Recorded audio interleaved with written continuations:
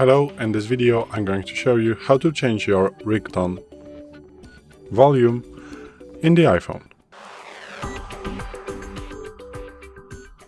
So, what you want to do is to go to the settings and then go to the sounds and haptics.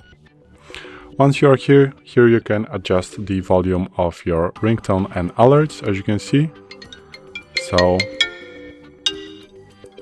this is going to be like this. Also, you can select the change with buttons, and from this time, if you adjust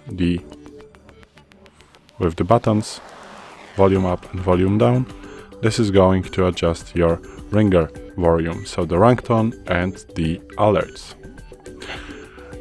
But I advise you to not turn it on, because for the most time you're just going to use those buttons to adjust the media volume. So once you adjust your ringtone and alerts volume right here, your all will be set. So this is it. Thanks for watching. I hope this video helped you.